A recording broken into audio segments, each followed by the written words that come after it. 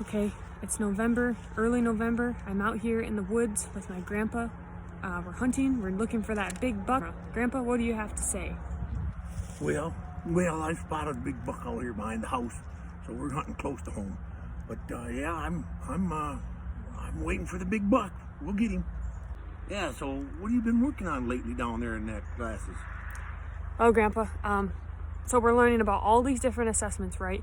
And the one that I've been really researching is called the Milwaukee Evaluation of Daily Living Skills.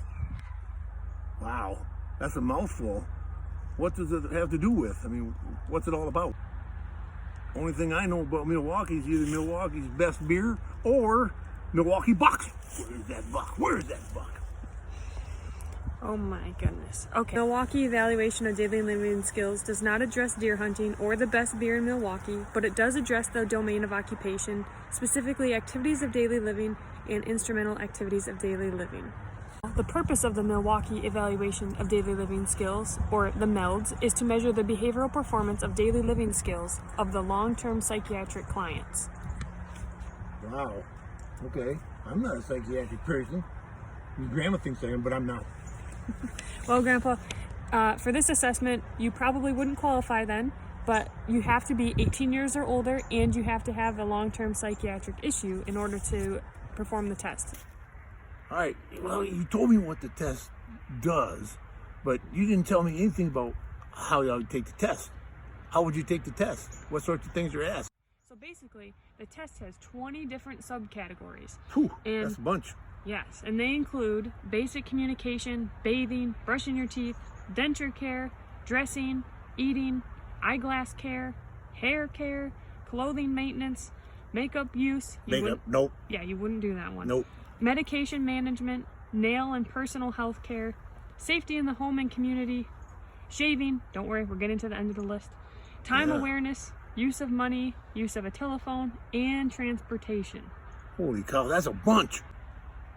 So how am I supposed to know if this test even works? Well, Grandpa, there's been a lot of research on this assessment, and it's been proven to have good inter-rater reliability and content validity. Okay, well then let's do it.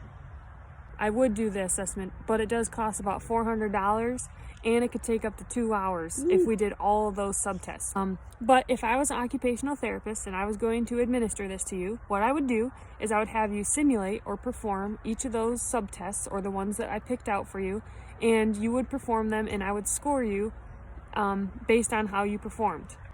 All right, so we pick out a few and we do them. How do you actually figure out the scoring on that for me and get the results then? Well, according to this assessment, you're scored on each individual subtest that you complete. Each individual subtest can have up to 6 different components within it. You have to complete each component of the subtest in order to receive a full score.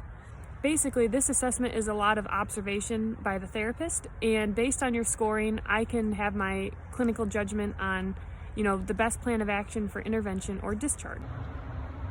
Well, you listed those 20 things. That sounds like a lot of stuff, a lot of supplies and stuff you might need to do those. There is a lot of different supplies, but depending on how many subtests we do, there could be less supplies that we need. Some examples of supplies that could be needed would include things like a toothbrush, toothpaste, a hairbrush, a cell phone, medication, money, clothing, or food items. All right, one last thing about this assessment. Some strengths of the assessment is that it is individualized, so the therapist can pick which subtest to perform on the client. It also can be performed in various settings. Some weaknesses include the cost. It is about $400, and some of the assessments are irrelevant to the client. Now that we've talked about this Milwaukee Evaluation of Daily Living Skills assessment, I'm getting pretty hungry. We haven't seen a deer. We're probably being too loud to see anything anyways. So I think we should go in, Grandpa. What do you think? Well, yeah, probably should. It was interesting though. Pretty cool. Wait. Oh, there's that buck. I see the buck. Get him. He's coming. Oh, I missed him.